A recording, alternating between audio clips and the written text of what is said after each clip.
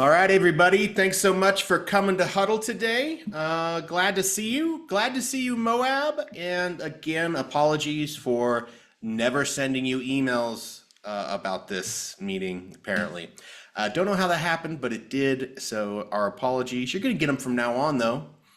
And anyway, today we have a few subject matters. We are going to talk about buyer agency presentations, and maybe handling some current day relevant buyer objections. And for the fourth huddle in a row, count them four, we're gonna try to get to prospecting. I keep kicking that can down the road. I always have it prepared to talk about, but I feel like we might actually get there today. So anyway, let's jump into it. We talked about, we beat this horse to death this same time last year with buyer agency. And since then, we really haven't touched it because I think we covered it a little bit too much. But we have had some questions come up and some agents making inquiries on, the buyer agency and our buyer guide. So it's a good time to revisit this topic. By the way, while we're talking about this, think about it, put it in the chat, unmute yourself. Does everybody here have the buyer guide at the ready and or personalized, which is the preferred method? Do you have your own buyer guide to prepare and send to your clients? I'd like to see in the chat if you're able. Kimmy says yes. Leslie says yes. Good to hear. Very good to hear. And as the follow-up question, are we using the buyer guide as part of our tools in order to present our value to our clients with buyers? It's okay if you say no, just curious. You don't have to say yes. Leslie, absolutely. Linda showing it off is, so you got one hanging out in the car probably, just in case. That's good to know. Yeah, I think these are really valuable tools. Much like a listing presentation, it's really hard to explain value when the only thing we have is text messaging or maybe a brief phone call. That's why we always like to sit down and have a really lengthy discussion about what we're actually doing. And that's what the buyer guide is for. And also, obviously, our listing agreement is for, our listing presentation, so we can actually sit down and demonstrate some value. So that's what we're going to try and shore up today, to know your value and present it really well. And that's the goal. And also, if you have any questions on any topic, you can certainly interrupt and change the topic at any time you want and ask whatever question you want. So feel free to chime in. So let's jump in. I think the best thing to do here, let's review a couple of key sections in the buyer broker agreement, and that'll kind of segue us into the buyer guide. So let's do that.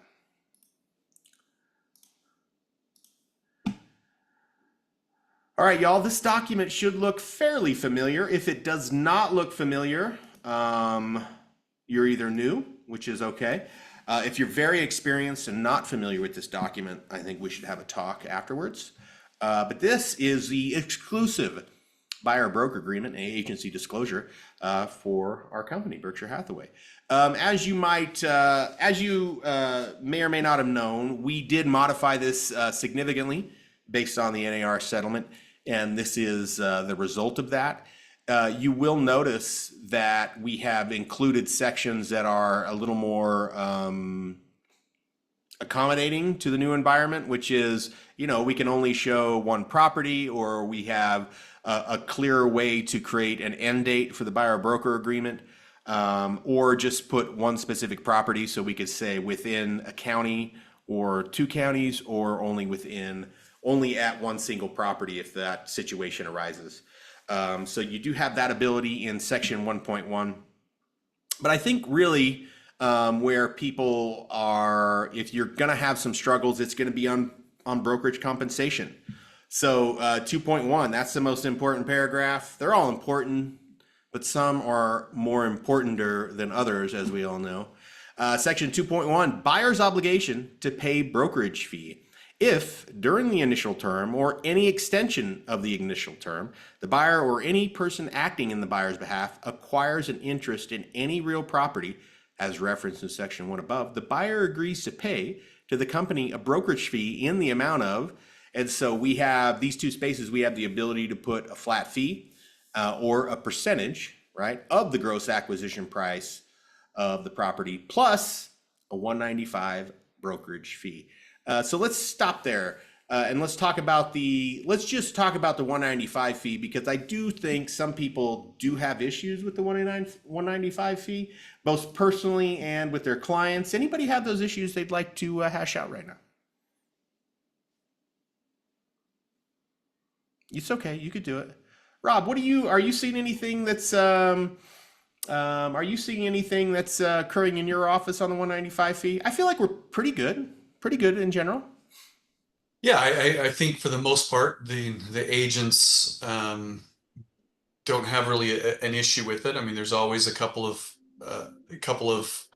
people that don't want certain clients to be charged or I get it if when you're dealing with a kind of more expensive home, it may seem like if they're paying you got a $2 million property, potentially a $60,000 commission, and then all of a sudden the 195 fee, it mentally may seem like it's a little bit of a challenge. So some agents have just decided, you know what, they rather just remove that and pay it themselves since they're making such a large commission. I get that. And but at the same time, it's also just in the messaging. It's just the cost of what we do. And when uh, the reason why a luxury home is looking for our company is because of everything, and there's a cost to that. So when you're able to just say, hey, this is one of the costs that our company has, and it's just lumped in with it, it's generally not a big deal. Yeah. I think too, I really like that explanation, because I do think mentally sometimes we have issues with it for the exact reason that Rob said. So thanks for bringing that up. Um, I think if anybody has objections to it, remember part of the brokerage's obligation is to maintain these records for 7 years, Rob, is it, or did they change it to 10? It's still 7, right? It's 3 full complete years, so it's within so you're finishing 1 year and then three full years after that. So I was almost right, other than being completely wrong. I was almost there. So there you go. That's part of what that fee goes towards. Is you know, just part of it. We got to maintain that. If they ever call us, it's our job to provide it, right? So that's sort of part of it. But I'm with Rob. You know, I've had a few deals. Even this year, I had a deal where I was like, you know, I'm just gonna not mention that, and I'll pay it myself, which is fine. No problems with it. Let's move on to 2.2. Oh no, let's stay there. Of acquisition price of the property. Is anybody getting any pushback to just putting 3 in there, having the real conversation about that fee and putting 3 in there? Are you getting any pushback in the marketplace on this? It's been a year, so I'm just curious if people are still getting pushback. Throw it in the chat if you will, or if you'd like to make a comment or share an anecdote on this, please do. I will say this, Mike. It seems like the first 6 to 9 months, I was having conversations more often about that. But the last 3 months or so, it seems like I don't know if I can remember hearing one. It seems like it's going back to the way it used to be. It Mhm. just isn't a conversation that's happening very much. I will say that there is. I would agree with that, Rob. I will say though, from a listing agent's perspective, that there is a segment of the public who has picked up on the NAR settlement and has started to think they can use that as leverage to get discounts. So Absolutely. yeah, I'm hearing that. Yeah, maybe once a month from a listing agent. You know, unrepresented. They're choosing specifically to be an unrepresented buyer because they have the impression that because they're an unrepresented buyer, they're going to go and claim that savings for Right. themselves, which Yeah, is I a do believe that has increased, and absolutely we see more of those. I think I kind of where I was going is the first 6 months, 9 months, I was having agents, both listing agents and buyer's agents, coming to me and asking, how do we handle this? And it was really new to them and kind of a little bit upsetting. Mhm. I don't have those conversations very much anymore.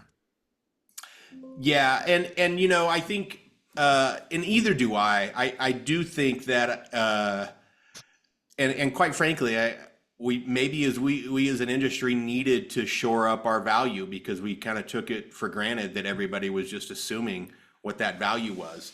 And it's really our Yeah. job to communicate that. It's our job to go out there and earn it. And one of the ways that you have to go earn is you have to go at least start with explaining what your value is and convincing somebody you're worth it.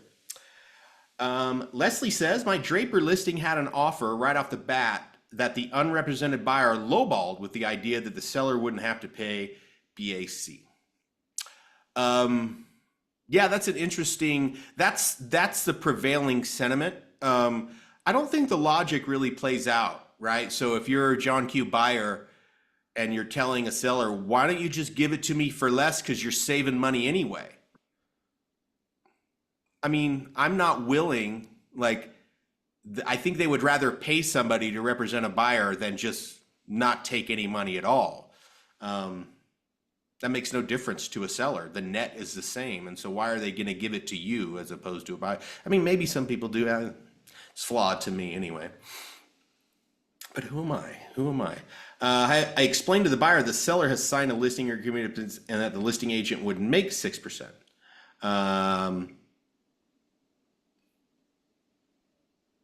I don't know, Leslie. In the prior world, with the prior listing agreement, you would be completely correct. Though in our new world, with our new listing agreement, we have only contractually agreed to be paid a listing fee, whatever that may be. But the buyers, if anybody, the one great comeback, in my opinion, if someone says, "Hey, you're not paying that fee, so I should get a discount," only people who are licensed can make claims to real estate commissions. Everybody else can't. My Oh, assumption, my Leslie. assumption, she's talking about that in an unrepresented buyer or limited agency situation, she also put 3% there. Oh, there we go. So And she'd you get the assumed full correctly, Rob. 6%. She put it in the chat. Unrepresented buyer was filled out 3%. Boom is the right answer, Leslie. You know what? That's actually really clever. The buyer's agent, the unrepresented buyer is a rarity. And so you might as well get paid for doing a lot of work because you are doing a lot of work there. So, man, that's actually a really fantastic strategy to encourage people not to lowball listing with that particular excuse. Lowball for any other ones, but okay. All right, I love it. I love it, Leslie. All right, moving on, section 2.2. Oh, Linda says new construction 4%. I don't know what that's in reference to. They're offering 4% compensation. Linda? Yeah. So when a person's been interested in new construction, if that's at all a possibility, I just get it in there now. Oh, I see what you're saying. So if they're talking about new construction, this is a really good point. Thank you so much, Linda, for bringing it up. Yeah, that's a great point. Because to go up is much more difficult than just to scale down. So if they do talk about new construction, absolutely great pro tip there. If anybody even hints at new construction, put 4% in there so you can capture those benefits that new construction companies are offering. Thank you so much. That's good. Which brings up a really good subject. Leslie, the subject that she brought up, you wrote in the chat. Do you write an addendum to the BBA? So I actually asked Will this before the meeting because there was some confusion. So the brokerage does not require you to do an addendum. Let's say your brokerage fee in this case, in Linda's case, is 4%. She fills out there. And let's say she goes and finds a house that offers 3. Our brokerage does not require you to do an addendum to the buyer broker agreement. Now, your buyer may feel better seeing that in an addendum in the buyer broker agreement, in which case you can do that, but we don't require it as a brokerage. I think, I ha- I'm wondering if, because where Linda's talking about new construction only, in our in our listing agreement where we don't have a new construction section, I have to assume that we would do an addendum that just said, hey, our normal fee on a traditional home might be 3% for the list side, and on the listing piece, but then yes, if it was new construction, well, I guess we're probably talking about on the buy side, if you're Yeah. representing a buyer. And so, yes, your traditional purchase, it would be a 3% compensation. But if it's a new construction, now you're building it already in at a 4% in the event that a builder was offering a higher commission, that you wouldn't be able to bump it up. I'm assuming that's what Linda's talking about. Yeah, that's right. I think that's Linda. Feel free to chime in. I think that was Linda's position in that if the conversation happens and they're talking about new construction, she starts high because new construction compensation can at times be higher than the existing market, and so she's Yeah, like you said, you can't go up, you can always go down. Yeah, and Yeah, Leslie, 100%. And then I just explained it. In the event you buy a resale, it's probably going to be 3%. But if it's up to 4, why not pay me that 4? why not is a wonderful question. Love it. I have a comment. I have had title require me to do an addendum to the buyer broker so that they can do the compensation at closing. They needed some kind of documentation to show that it was going to be less than what was originally agreed on. I have heard that, Jill, a couple of times. Yeah. So I've done it because of that. Yeah, I think the easiest path is to just do it. But at the same time, I don't know how if it's written into a contract, why? I mean, let's start with the easiest thing is just to comply and be done with it and not argue. And I wait until closing to do that because I only want it to be applied to that property, right? Yeah. Because otherwise you're having to change what property it's applied to and all of that. So I wait till we get to almost the closing table before I do the buyer broker addendum to justify that lower commission. Yeah, I think that's the right approach. There's multiple ways to handle this, in my opinion. Leslie says, do you write an addendum to the BBA? My advice on this is that if we're writing a blanket buyer broker agreement and we put in 3% and we approach 123 Main Street, and 123 Main Street, we can only negotiate 2.75. In order to make everybody feel better, what we can do is do an addendum to our buyer broker agreement and simply state on 123 Main Street, compensation shall be 2.75%. And that way we're just covering a single property and the compensation for a single property, as opposed to adjusting our entire agreement up or down, which isn't necessary. Okay. And to talk about a worst case scenario, yeah, you can do an addendum. Let's say you do show new construction and you've got a buyer who understands your value. Do the same thing. Reference maybe the development in an addendum to the buyer broker agreement. On this development, compensation, any properties purchased in this development, buyer's compensation shall be 4%. I do like how Linda is saying that she's doing it up front, because when you're doing it midway through, that's where, if we were ever audited, you could look at it. Now you're kind of making the adjustment or the change, but where she's doing it at the very beginning to say, hey, any new construction potential purchase, we're going to just already create that in an addendum. And if it never happens, great. It just defaults to the original. But if your client thinks that they may be looking at new construction, I love the idea of just getting that addressed right at the very beginning. Yep. It also speaks to the broader point of having a really in-depth conversation about your client's desires, which I like a lot. Well said. You sort of you're really cutting through the fog there to get at the things that they potentially want. And if one of the things they potentially want is new construction, man, 4% all the way. I call it the Linda Larson rule. From here on, that's going to be, if someone calls me, I'm just going to Hold say, Linda. have you applied the double L, the double L rule? Oh, what's that? And I'll just send them a link to this training video, the Linda Larson rule. Hey, you know what, Linda? For you, I'm going to ask them to put the Linda Larson rule as section 2.4 in the buyer broker agreement. I don't think I'll be successful, but I will ask. I will ask.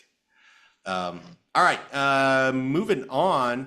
This is, I think sometimes we tend to skip. I mean, we don't skip it. We say it in some ways, but I think it's easier just to maybe even read it to your client. 2.2, satisfaction of brokerage fee by a third party. If a seller's brokerage and or the property owner is compensating the company on a property acquired by the buyer, then the compensation paid to the company by the seller's brokerage and or the property owner shall satisfy the buyer's obligation for the brokerage fee shown above, provided that the compensation is equal to the brokerage fee. The company may not accept total compensation from any source that is greater than the brokerage fee. In the event the compensation paid by the seller's brokerage and or the property owner is less than the brokerage fee, the buyer shall pay any remaining difference at closing.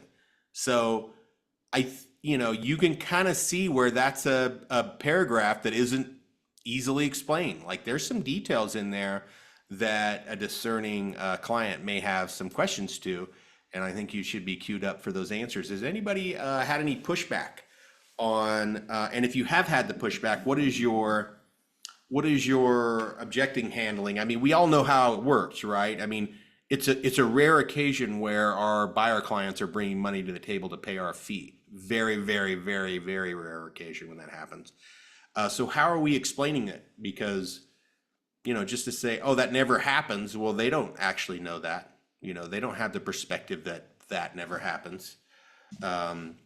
So let me know how you're handling that. And then, of course, this one, I don't even know if we're going to read that. Let's move on to 4.4. Come on, mouse. What are you doing? What are you doing here? Buyer representation disclosures. This is, I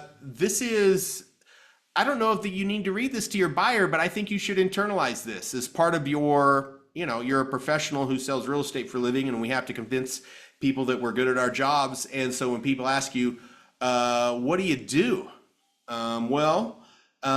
This is part of that. So buyer representation and disclosures. The buyer warrants that the buyer will, A, in all communication with other real estate agents, notify the agents in advance that the buyer has entered into an exclusive buyer broker agreement with the company, furnish the buyer's agent with relevant personal financial information to facilitate the buyer's ability to acquire the property, exercise care and diligence in evaluating the physical and legal condition of the property selected by buyer, D, hold harmless the company and buyer's agents against any claims as a result of any injuries incurred while inspecting any property. Upon signing of this buyer broker agreement, personally review and sign the buyer's due diligence checklist form and wire fraud alert disclosure, and disclose to the buyer's agent all properties in which the buyer, as of the date of exclusive buyer broker agreement, is either negotiating to acquire or has a personal interest in acquiring.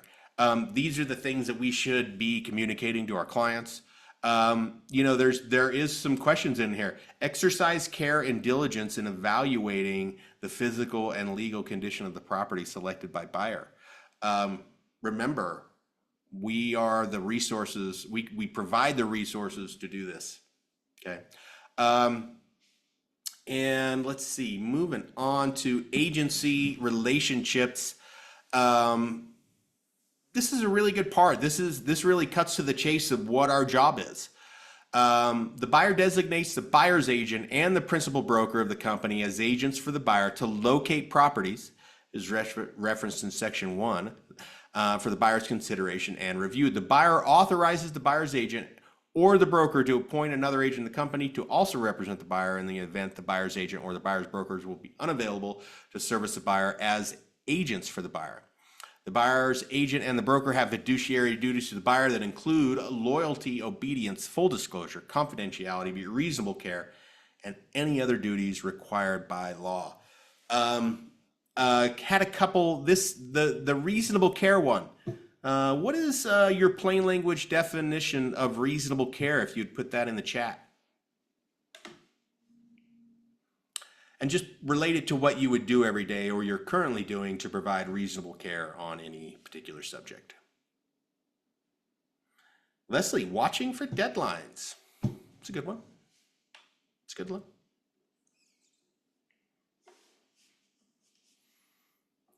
All right, I need like one or two more, y'all. One or two more.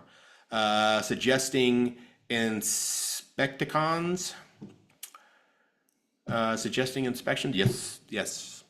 That is a really good point, right? So we don't provide professional advice on, let's say, a roof, but it's okay for us to go, hey, that roof doesn't look great to me. I would advise you to seek a professional to tell you what's going on with that roof. Maybe nothing, maybe something, but I would get a professional based on my experience.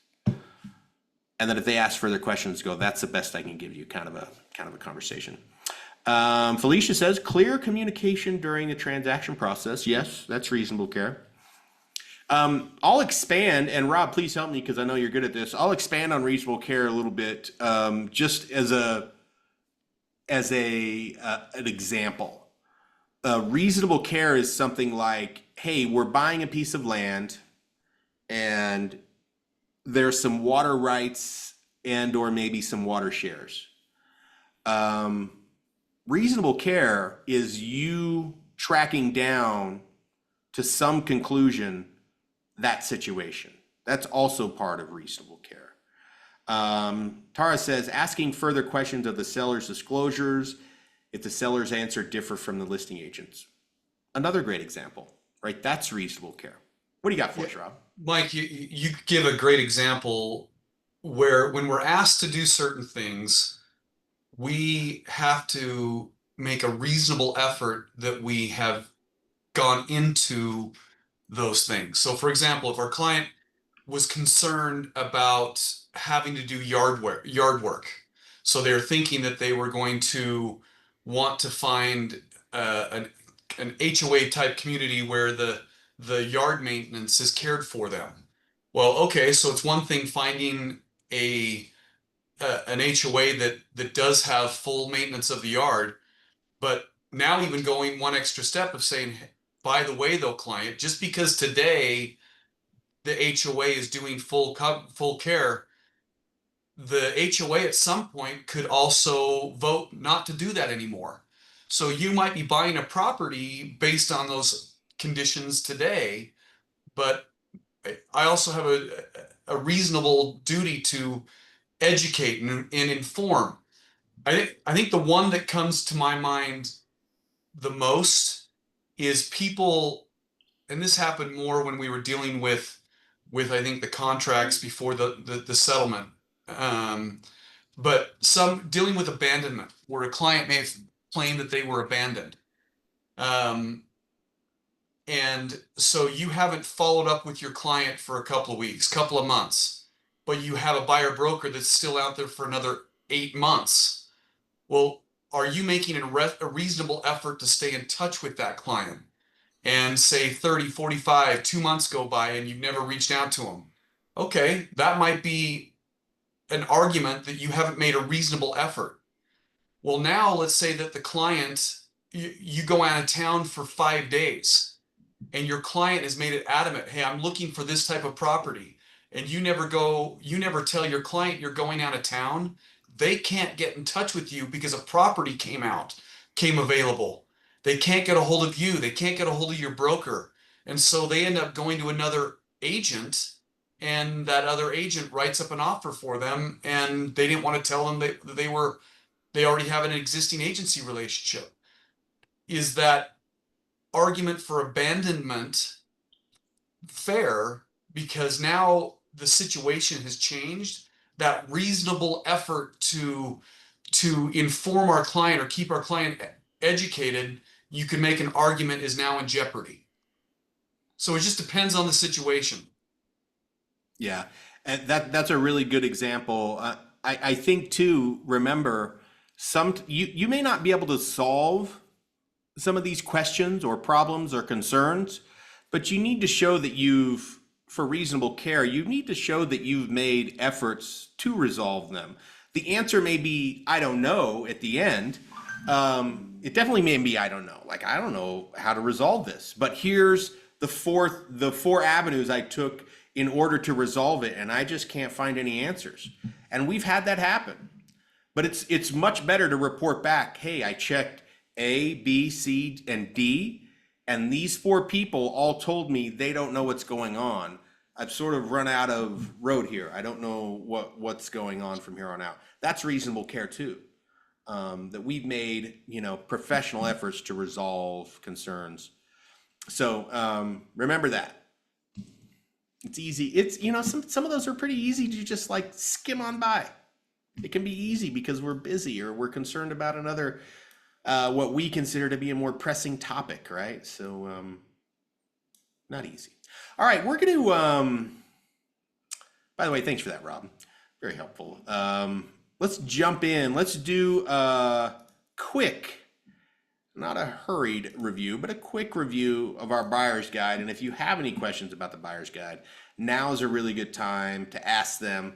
I would highly encourage everybody to personalize your buyer's guide.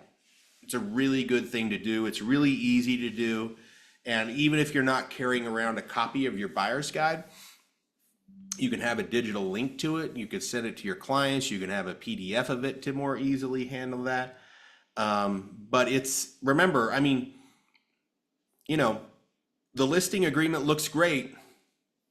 It looks gooder with your information and your review and your personalization on it.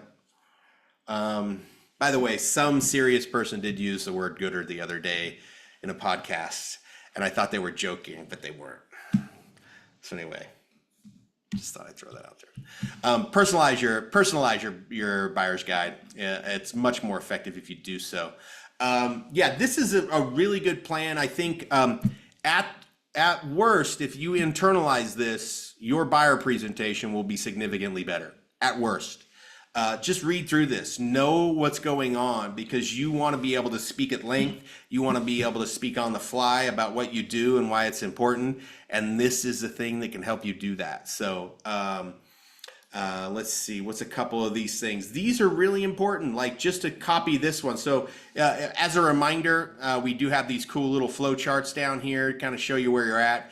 Tailoring, and so these are all things to talk about. Tailoring your home search experience.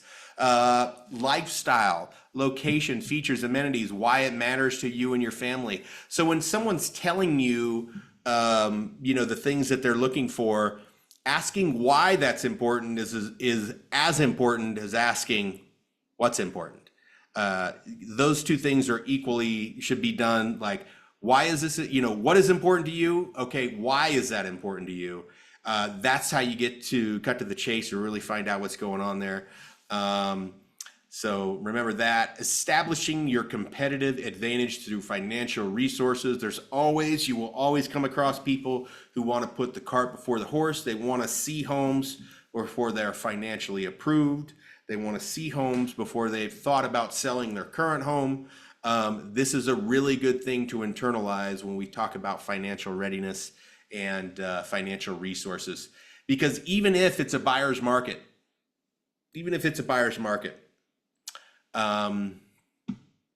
still have to be ready to buy, right?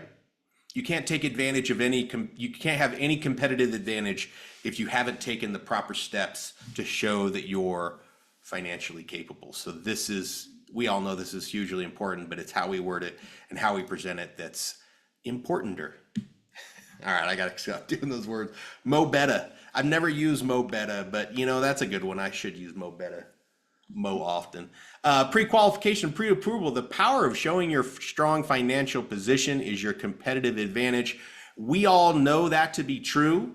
If you would, please put in the chat some of the not so obvious things that you consider that you do in your contracts to show financial readiness and financial competitiveness when we're submitting offers. I'd love to hear them, love to see them, and if you would like to unmute yourself, please do. Earnest money. Earnest money is a great one. I feel like if I was more motivated, I would go get my CE license and so I could teach a class, and the only class I'd actually care about is earnest money. But unfortunately, I just don't know that I'm that motivated.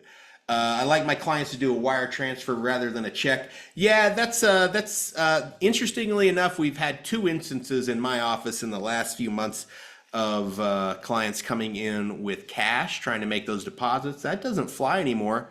One client actually came in with multiple $1,000 notes, and we refused them. By the way, if you do get a $1,000 note, it is not worth $1,000. It is worth about $4,000. Yeah, wire transfer is the best. The checks are rough to compete with.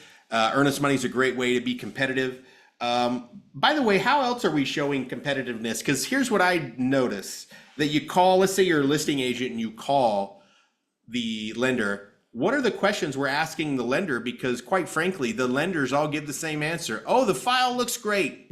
How many times have you called a lender and they're like, yeah, we're on shaky ground here. I don't know if we can get this deal done. That never happens. So what questions are we asking these lenders to try to fish out what's really going on here? Linda, deadlines for competitiveness. Yes, I love the deadlines. Leslie says money in 8.3 BI. Couldn't agree more. 8.3 BI is the dark horse in the competitive offer race, and I would encourage everyone to put that in. Leslie asks the lender what documents have been submitted. That's a great question. So you got a pre-qual in front of you, and but what have you really done to get that? What have you required of the client, and what have they submitted? And also, the obvious follow-up to Leslie's question, what have they given you, and what are the remaining documents that you have not seen? Is another great question. Tara says, has a buyer seen a worksheet of what their closing cost, interest rate, and payment is going to be? Hello. Tara, showing up strong with that comment. Repeat again, has the buyer seen a worksheet of what their closing cost, interest rate, and payment is going to be? If the answer is no, Tara, what are you going to say to the lender? And what concern might you have if the answer is no, they have not seen that document? I will probably, a couple of times I've said, you know what, I just need to make sure that if I'm the listing agent or if I'm the buyer's agent, that we're not wasting daylight for either one of us, because if they have no idea what their payment is going to be, I don't want to take that buyer as a listing agent, because if they get sticker shock, my listing goes from being under contract to back on the market. Yeah. And also for my buyer, if they have no idea what their payment is going to be, I don't want to do that to a seller either. I mean, this is wonderful. Thank you so much, Tara, because that is spot on. That's exactly what I'm looking for. Remember all that. I'm going to call this the Tara rule. I don't know what document to put it under. I'll find a document or I will make a document. That's a great question to ask a lender. It's a perfect question to ask a lender. Well, it brings up a good point, because many times either the buyer's agent or the lender says, oh, this is a great buyer. Okay, that's great. Tell me why. How do you know that? You just met yesterday? I mean, what information have you gathered from them? I mean, I think Tara's question is fantastic to help dive in and put some meat into that general sales point. Yeah, and honestly, there's a whole bunch of other questions you could ask, but all of them lead up to Tara's question. Like, have you actually talked to this person on the phone? Have you talked to them more than once? None of that. I mean, you could ask all that, but if they've actually shown them an estimate of their closing cost, interest rate, and payment, they've gone down the road to something that's more meaningful than others. And as long as we understand that they've submitted most of their documents, that's probably as good as we're going to get. IMO. And by the way, Tara's reference to wasting daylight, I would encourage everyone to use that terminology. We're burning daylight more often. I really like it. It's kind of a John Wayne type of thing there. All right, moving on.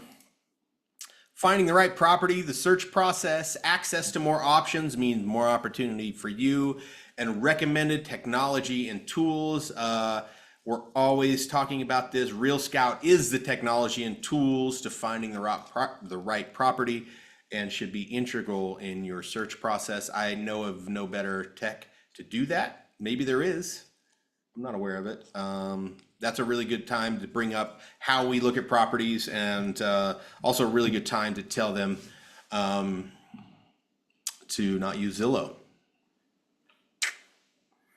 All right, moving on. Touring properties, local community information, setting up property notifications to keep you in the know. Yeah, I think we're pretty good at that. Interested in new construction or developments. If you're doing your buyer presentation, you will automatically encounter the Linda Larson rule right here on page 12 of the buyer guide. So there you have it, talking about new construction or development. And let's just jump, because we are slightly running out of time, and I do want to cover some prospecting stuff. This is page 29 of your buyer guide. This page, if there's any page that's the most important, it would probably be this one, because it says how we get compensated. I mean, this is the plain language, consumer facing document that we prepared to you to handle these objections. And yeah, you can refer to our official legal document to talk about agency, but this one does it in a much more consumer-friendly way. So let's just read it. As we embark on the exciting journey of finding and purchasing your dream home, it's important to know and understand that many benefits that come with representation. As your exclusive buyer representative, I will exclusively work for you and will make your best interest and protection my top priorities. Here's what you gain by entering into a buyer broker agreement with us. And the first paragraph is agency and the protection it provides for you. Buyer representation goes beyond just finding a property. It involves establishing an agency relationship designed to safeguard your interest. Agency requires that I, as your exclusive representative, observe certain duties to you, which include confidentiality, placing your best interest above all others, full disclosure and reasonable care and diligence on your behalf. Our agency commitment is your assurance of a dedicated advocate providing unparalleled support, protection, and guidance throughout the entire home buying process. That's a really good paragraph, much better than the legalese for the consumer. How is your agent compensated? One of the reasons I like this is because it's just out in front. We're not shying away from it in our buyer presentation, and we describe it in very plain language. Understanding how your agent is compensated is important. The details found in the buyer broker agreement, simply put, compensation is typically satisfied through one or more of the following: an offer of compensation made by the listing brokerage, or negotiations between you and the seller in the purchase agreement, and or by direct payment from you to your agent's brokerage. All of these details related to compensation are covered in section 2 of your buyer broker agreement, which we covered at the first of this. So that's just, it's really easy. There's those three methods, and the most common ones are right now is negotiations between you and the seller in the purchase agreement. I mean, what would you say the percentage is, Rob, in your office of that being done? It's almost 100% in my office. I mean, on occasion we're going to see some other compensation agreement, but no one even talks about it anymore, which is great. Yeah, I'd say the majority are done in the REPSI, and it's been a while since I've seen a compensation agreement that we've initiated or that we've received from somebody else, from another company. But it had maybe one a month. Okay, good. All right. It's 1:48. And for the probably fourth or fifth time in a row, we are not going to get to the last subject to cover it properly. But I do have some questions. I want to talk about these few questions as it relates to the buyer broker agreement posed to the audience. And if I can get some participation here, that'd be great. What is the most, I got three questions for you. What is the most common hesitation you get when presenting the buyer broker agreement? If you would, put it in the chat. Is it a sentiment? Is it a one-liner? What is it? What is the hesitation there?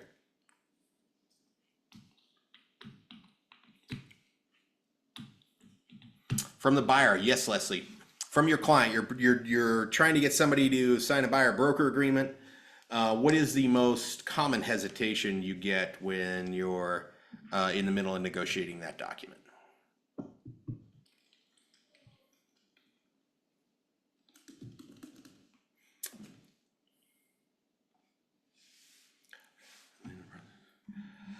Tara says, what if the seller will not pay the 3%?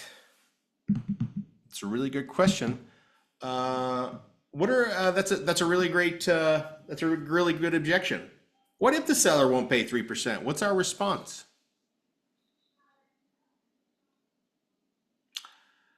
Another great objection. I just paid my listing agent 6% to sell my house and I'm struggling to have to pay you.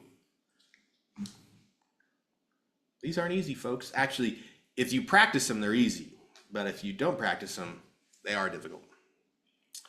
I would say my answer for Tara, the sentiment, not the exact wordage, because you should all use your own personality and language to answer these questions. But the sentiment for me is, what if the seller won't pay the amount that we've negotiated?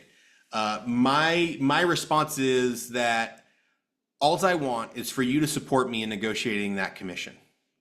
And yes, I may push back once, possibly twice, but I'm never going to let my commission get in the way of you achieving your real estate goals. It's not going to be something that stops you from getting the things that you need. I won't let that happen. And I think that's the truth. And I think that's what happens the majority of the time, the vast majority of the time, in that we go negotiate, and as long as we ask for our buyer support in negotiating our fee, I think you're good, because that does allow you to push back. And quite frankly, I've been surprised. I've seen more people pushing back on the buyer's agent's compensation. And I think originally, if this would have been, if this was in the era, well, let's rephrase it. In the era of stated and guaranteed buyer compensation on the MLS, I don't think very many people were really negotiating these fees from the agent's perspective. But now that that's gone and that we have to go and have these conversations with our buyers are backing us up, and buyers agents are probably getting paid a little more per transaction. So yeah, I think it's been a benefit. I see the pushback when there are repairs and seller wants you to pay for their repair. Oh, is the buyer's agent sort of take it out of your check? Is that what you're saying, Tara? Yeah, no. I think, those, like, in an instance like that, I think that's, I don't know that I would have some clever comeback for that. I think my response is, yeah, this is your home. So this is your home seller, and they're asking you to make these repairs. Yeah, there are instances where people are they're just strapped. They're at their wits' end. They don't have any money. We don't have any money to make these repairs. Yes, we're faced with that situation on occasion. And, sometimes the only way to solve it is through our commission.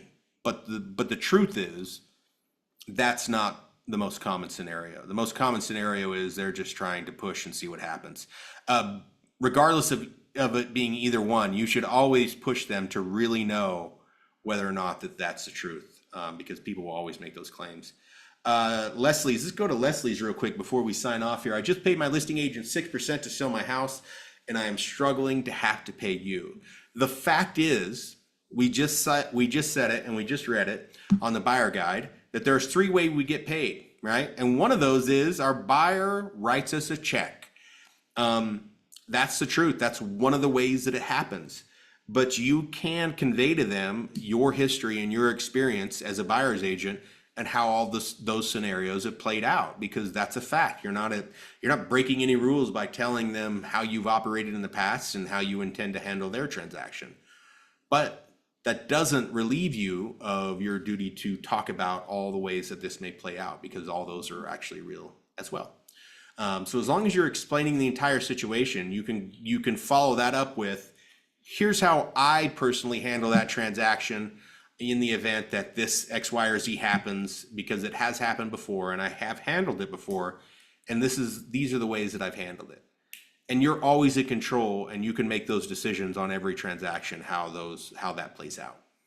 So anyway, that's my own personal take on handling those objections, because those are real. You pay, and then they go, hey, you also have to pay to buy a home. That's a lot. The bottom line is that's a lot, but it just doesn't play out that much. So just doesn't play out that much. All right, y'all, it is 1:54 and much too late to dive into the prospecting section of the next one. But you know what? I already know what we're leading out with for the next huddle, and it is prospecting. And you know, that's just the stickiest, most difficult thing to talk about. We all know we got to do it, and there's only a small minority of us who actually like it, and the rest of us do it because we're motivated.